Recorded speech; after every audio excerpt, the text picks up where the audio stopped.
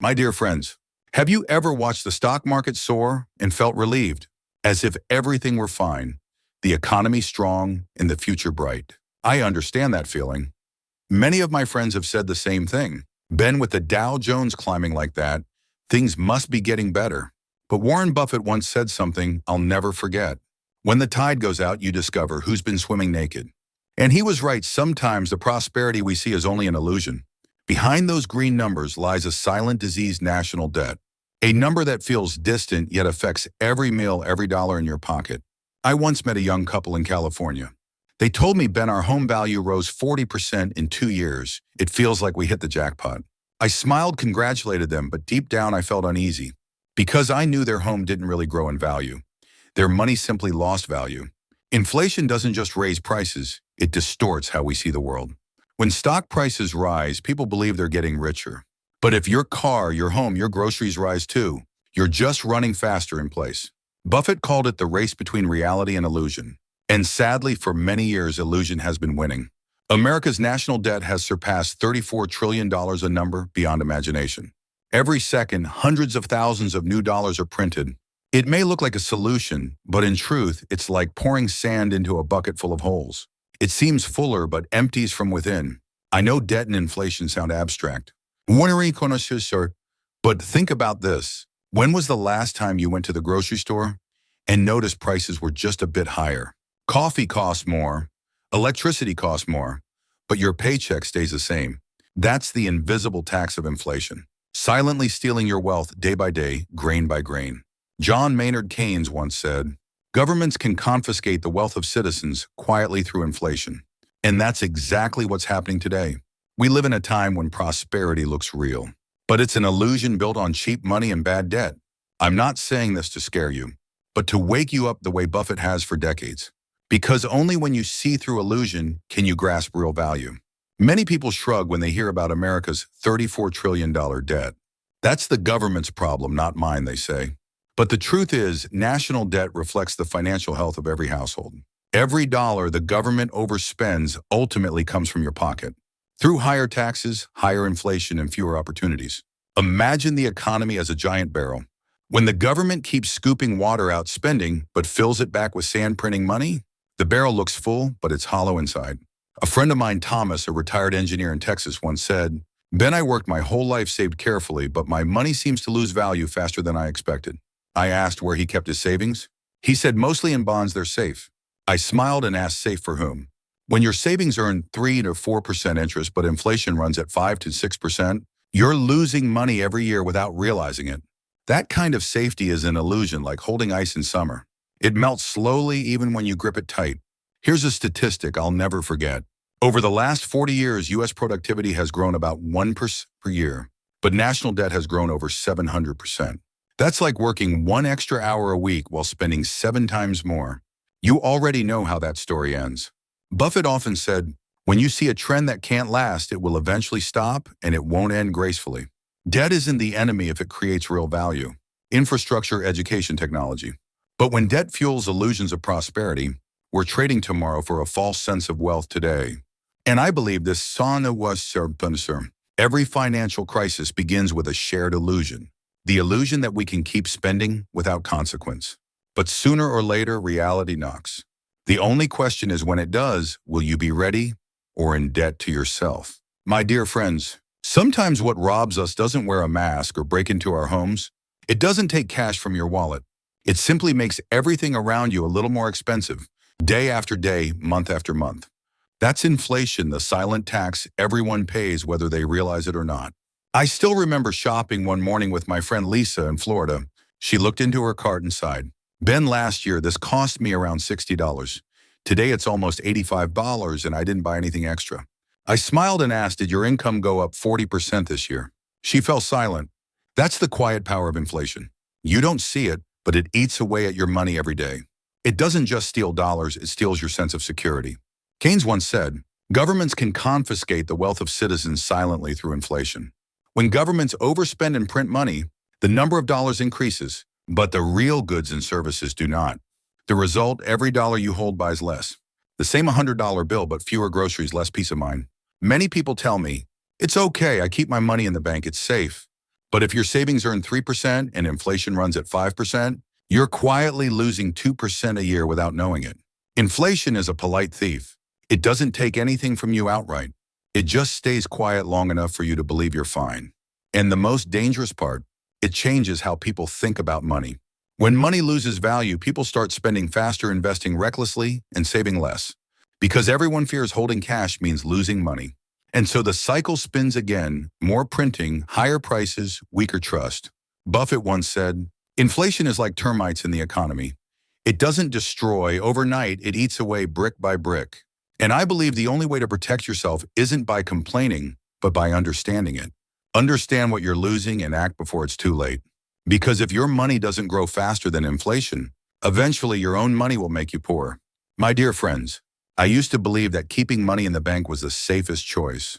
Many of my friends thought the same, that as long as they didn't invest or take risks, they'd never lose money. But time taught me a different lesson. In a world that changes every single day, doing nothing can sometimes be the biggest risk of all. I remember an old friend named Robert, 62, who worked in education. He saved diligently all his life, counting every dollar carefully. When he retired, Robert said to me, "Ben, I don't invest. I'm afraid of losing money. I keep everything in savings that's safe." 3 years later, I met him again. He smiled sadly and said, "Ben, I think I was wrong. I didn't invest, but I still lost money." I asked, "How so?" He showed me his expenses. Everything had gone up: electricity, gas, groceries, fuel. The money was still in his account, but it bought 20% less than before. Warren Buffett once said something brilliant. Holding cash during inflation is like holding ice in the summer. It melts in your hands. And that's exactly what's happening to millions of people today. We think safety means staying still, but in truth, everything around us is moving. Money changes in value. Prices rise, and those who let their money sleep are quietly losing control. I'm not saying everyone should dive into stocks or crypto. What I'm saying is this: real safety isn't about where you keep your money. It's about knowing what your money's doing for you. You can keep savings if you understand that your interest rate is below inflation, and you have a plan to make up the difference. You can invest if you understand risk, learn allocation, and stay patient for the long term. The problem is, most people never learn to think like investors. They live in the mindset of avoiding loss. But as Buffett said, the patient often beat the reckless. But in times of cheap money, that rule gets reversed, at least for a while. We're living in an age of cheap money, high risk, and false safety. And if you're not awake, you'll trade your real freedom for temporary comfort. So ask yourself, is my money working for me or quietly melting away each day? My dear friends, there's one thing few people realize. We live in a world built on trust. Trust in the dollar, trust in governments, trust in markets, trust that the paper in your hand has value. But what happens if that trust begins to shake? For decades, the US dollar has been the world's reserve currency. From Middle Eastern oil to Asian trade, most transactions are priced in dollars. That's what allows America to borrow easily, spend freely. And the world accepts it as an unspoken rule. But Warren Buffett once warned, no privilege lasts forever if it's abused for too long. As the US government continues to overspend and print more money to hide the debt, the world's faith in the dollar begins to fade. Countries like China, Russia, and Saudi Arabia have started trading outside the USD system. They don't say it aloud, but their actions send a clear message. They no longer believe the dollar will always be king. And if that ever truly happens, if the world stops trusting the dollar as the safest currency, the consequences for America will be far greater than most realize. Import prices will skyrocket. Living costs will soar. Interest rates will climb sharply, because America will no longer be able to borrow cheaply. Imagine you used to borrow money at 2% interest, but now you must pay 7% and there's no way around it. That's what will happen to the US economy if global trust collapses. Buffett called this the domino effect of trust. One falls and the rest follow. Because money at its core is just a promise that it holds value. If the world stops believing that promise, then even the strongest financial system begins to crumble. I don't say this to create fear. I say it to awaken awareness. Because the real danger isn't the fall, it's pretending it can't happen. Don't just believe in numbers on a screen or stock indexes flashing green. Look deeper into the trust that holds it all together. Because if that trust begins to break, the question won't be how if the crisis comes, but everyone will be ready when it does. My dear friends, when it comes to money, most of us were taught how to earn it, but very few were taught how to keep it. We learn how to work, get paid, and spend, but not how to understand the flow of money, how it comes in, how it goes out, and how it quietly slips away when we're not paying attention. I once had a friend named Emily. She worked in tech and made over $150,000 to $1,000 a year. Yet by year's end, she barely had $10,000 in savings. When I asked why, she smiled and said, "Ben, I'm not reckless, but life here is expensive: housing, car, food, travel. Everything's necessary." I looked at her and gently said, "There's nothing wrong with enjoying life. But if everything is necessary, then maybe nothing really is." The biggest trap of modern life isn't lack of money. It's lack of awareness of true value. We spend to feel okay. We invest to feel smart. We borrow to feel free. But these are sweet illusions society has carefully planted in our minds. Buffett once said something that made me think for years. The patient often beat the reckless. But in times of cheap money, that rule gets reversed, at least for a while. And he was right. The era of easy money makes people believe everything comes easy. You see others invest in stocks, crypto, real estate, getting rich in months. You think you can too. But you forget Buffett took 70 years to become Buffett. I once asked a group of students, if I gave you two choices, $1 million today, or one penny that doubles every day for 30 days, which would you take? Most chose the million. What they didn't know is that one penny doubling for 30 days becomes more than $5 million. That's the power of patience, something most of us have forgotten. Financial wisdom doesn't come from having more knowledge, but from resisting the need for speed. We forget that money isn't the goal. It's the reflection of how we think. If you truly want financial freedom, don't ask, "How can I get rich fast?" Ask, "How can I stay true to myself while building wealth?" My dear friends, we live in an age of speed. Everything moves too fast: news, stock prices, investment trends. And because of that, many people have lost the ability to be patient, the very foundation of lasting wealth. I once met a young man named Daniel, 27, who worked in finance. He invested in stocks, crypto, and real estate all at once. One day, Daniel said to me, "Ben, I just can't wait. I need to see results now." I smiled and asked him, "If you plant a tree, what do you do when it doesn't bear fruit after a week? Do you water it more or pull it up to see if the roots are growing?" He went silent, then nodded. Investing, saving, or building financial freedom is like planting a tree. Not every tree bears fruit immediately. But if you're patient and nurture it consistently, time will become your most loyal ally. Warren Buffett once said, "If you're not willing to own a stock for 10 years, don't even think about owning it for 10 minutes. It sounds simple, but it's a philosophy for life. It's not just about stocks, it's about mindset. If you only think about tomorrow, you'll lose your future. But if you think 10 years ahead, you'll live differently, invest differently, and act differently. I've worked with many wealthy people over the years, and I've realized something: they don't make money faster than others. They just think longer. They don't invest to hit it big. They invest to sleep well. They don't try to beat the market. They aim to align with time. A wise investor doesn't ask, "How can I win in the next 6 months?" They ask, "What can I do today that my future self will thank me for 10 years from now?" Short-term thinking is like sprinting, exhausting, rushed, and easy to fall. Long-term thinking is like hiking, slower but sustainable. You might not see results right away, but every step brings you closer to true freedom. Remember, wealth doesn't come from speed. It comes from consistency in a world that has forgotten how to wait. And maybe in this noisy, fast-paced era, patience is the highest form of courage. My dear friends, when people talk about investing, most think of buy low, sell high. But Warren Buffett never saw it that way. He doesn't see stocks as blinking numbers on a screen, but as ownership in real companies creating value for the world. Buffett once said, "When you buy a stock, think as if you're buying the whole company." That's how he escaped the illusion of the market, by investing in real value. I once read the story of Coca-Cola, a company Buffett invested in back in 1988. At that time, many thought the soft drink industry was saturated. But Buffett saw what others didn't: brand strength, steady profits, and the power to endure for centuries. He didn't buy because it was cheap. He bought because he understood Coca-Cola could fight inflation by raising prices while keeping loyal customers. That's what we call productive assets, real businesses that produce real value. They protect themselves against inflation, volatility, and crisis. Unlike gold, which just sits in a vault, or cash, which loses value over time, a good business continues to produce, sell, and generate income every day. I often tell both young and older people, if you want real safety, don't just keep money. Let your money work for you. That doesn't mean blindly buying stocks. It means choosing businesses the way you choose a life partner. Ask yourself, does this company create real products? Does it have a lasting competitive edge? Can it survive the next 10 or 20 years? Buffett has a simple rule I love. If you don't understand how a company makes money, don't invest in it. It sounds obvious, but few people follow it. We get caught up in speculative waves, chasing promises of quick riches, and forget that true value always comes from serving real human needs. Owning productive assets isn't just an investment strategy. It's a way of thinking. Instead of chasing price, you're choosing to trust value. And in a world full of illusions and noise, staying true to real value is the wisest way to live.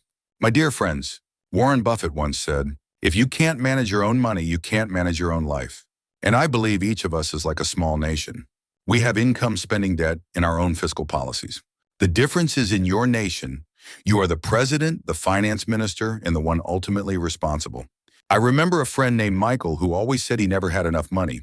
He earned over $120 at $1,000 a year, but his account was nearly empty every month. I asked if he tracked his spending. He laughed. "Ben, I don't need to write it down. I keep it all in my head." I smiled and said, "That's exactly how many nations begin a debt crisis." Losing control of personal finances is no different from a government overspending.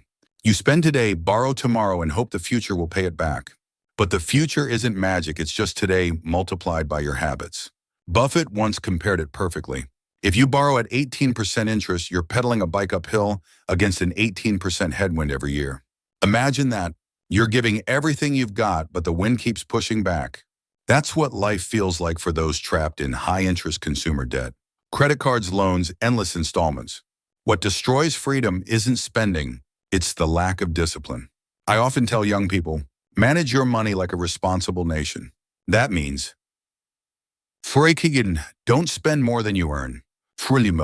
Don't borrow for things that don't create value. And always have your own national reserve and emergency savings fund. Just like a strong country has gold and foreign reserves, a free individual needs financial reserves. So when life throws a storm your way, you don't have to borrow panic or trade your peace of mind. Financial freedom doesn't begin with how much you earn, but with how you treat what you have. If you see money as a tool to serve life, it will become your loyal ally. But if you let it control your emotions, it will turn you into its servant no matter how much you make. Financial discipline, like the discipline of a great nation, is the foundation of true freedom. My dear friends, there's one investment Warren Buffett has repeated over and over again, one that never loses value, never suffers from inflation, and can never be stolen. It's the investment in yourself. Buffett once said, "The best investment you can make is in your own abilities." When I first heard that quote, I was young. And like most people, I thought investing meant buying stocks, real estate, or starting a company. But the longer I've lived, the deeper I've understood what he meant. Investing in yourself isn't just about getting more degrees. It's about becoming a little better every day at what you do, strengthening your health, expanding your mind, and improving the way you connect with the world. I once met a woman named Linda, 55, who had worked as an accountant for 30 years. After retiring, she felt empty and lost. One day, she signed up for a cooking class just for fun. But that class helped her rediscover a passion she had forgotten since her youth. Now she runs a small YouTube channel teaching cooking for seniors, not only earning extra income, but also finding meaning again. I told her, "Linda, that's the best investment you've ever made." And she smiled and said softly, "Ben, you're right. I didn't just invest money, I invested in myself." Buffett also said something I'll never forget. Improving your communication skills can increase your personal value by 50%. I believe that's absolutely true. Because your value isn't just in what you know, but in how you share what you know. A well-timed word, a sincere attitude, can open doors money never could. And the beautiful thing is, when you invest in yourself, you don't just enrich your own life. You multiply value for others. You become an inspiration, a giver to a person, and someone people can trust. Remember this. All assets, stocks, houses, they can all disappear. But knowledge, health, and character, if you nurture them daily, become a fortress no storm can break. So if you want to start an investment journey, start from the safest place, yourself. Because investing in yourself is the compound interest of a lifetime. My dear friends, we all dream of financial freedom, to rest without worrying about money, to live by choice, not by necessity. But here's something few people talk about. Financial freedom doesn't come from how much you earn, but from how much you need to feel content. I remember one afternoon sitting with an old friend, David. He was a successful entrepreneur, owned 3 houses and several cars. Yet he told me, "Ben, I can't rest. I'm still afraid to lose, afraid to lack. I asked, how much is enough for you? He stayed silent for a long moment, then sighed. I don't know. That's the tragedy of our time. Many have so much yet never feel enough. Because true freedom isn't in your wallet. It's in your mindset and how you define value. I once met another man, Thomas, 60, a mechanic in a small town. He made about $60,000 a year, but saved 20% consistently. Had no debt and always smiled. When I asked his secret, he said, Ben, I don't need much to be happy. I just need enough to sleep well. And I realized, someone earning $200,000 but spending $210,000 is a slave to debt, while someone earning $60,000 and saving 20% is truly free. Warren Buffett lives that way too. Even as one of the richest men in the world, he still lives in the same Omaha home he bought in 1958. Not because he's frugal, but because he never let money define him. He once said, if you live beyond your means, you're borrowing from the future to buy the present. That quote reminds us, financial freedom isn't a destination, it's a journey of awareness. It begins when you ask yourself, how much is enough for me to feel at peace? And it ends when you can say, I don't have to prove anything anymore. My friends, money is important. It helps us live, care for family, and pursue dreams. But don't let it become the measure of your worth. Because if you trade your time, health, and soul for just a few more numbers, then even with millions, you're still not free. True freedom begins when you can smile and say, I have enough. I'm living my way. My dear friends, it's time we pause to look deeply at the bigger picture of today's financial world. Warren Buffett once said something that stayed with me for years. Don't let yourself get caught in the casino of debt and speculation. Walk into the cathedral of value where real businesses create real wealth. I love how he used those two words, casino and cathedral. Because if you look closely, the modern economy has turned many people into gamblers, not builders. We rush into markets hoping to strike it big. Buying, selling, flipping, speculating. But few ever stop to ask, what's the real value of what I'm holding? In the casino, people play with emotions. Greedy when prices rise, fearful when they fall. But in the cathedral of value, people live with trust and understanding. Trust that real value endures. And understanding that true wealth isn't beating others, it's mastering yourself. I remember asking my mentor years ago, how do I know I'm on the right path financially? He smiled and said, when money no longer scares or seduces you, but becomes a tool to live by your values, that's when you're truly free. That wisdom has stayed with me all these years. And today I want to share it with you. Because financial freedom isn't just a number in your bank account. It's a state of mind when you know your life has meaning, when you no longer need to compete, and when every dollar you earn reflects your true values. Remember, you don't have to be Buffett to live wisely.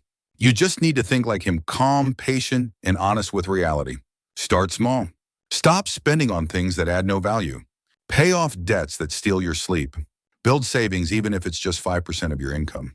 And each month learn a new skill to invest in yourself. No one can change your life except you. No one gives money its value except how you use it. And no one can grant you freedom if you keep chaining yourself to fear and greed. I believe every one of us can step out of the casino of financial chaos, where everything depends on luck, and walk into the cathedral of value, where we build our future with wisdom, discipline, and faith. Warren Buffett once said, be an investor, not a gambler. Think like an owner, not a follower. If you do that, you won't just survive financial storms. You'll thrive, live peacefully, and truly be free. Because in the end, real wealth isn't about how much you have. It's about how much you control yourself. And if today, after hearing this story, you start rethinking how you spend, how you invest, and how you face fear and desire, then you've already taken your first step out of the casino. Remember, you don't need to be rich to be free. You just need the clarity to choose the right path. And that path begins today. If you found this video meaningful, share your thoughts in the comments below. And subscribe to join me, Ben, as we continue our journey exploring lessons in finance and philosophy that lead to true freedom.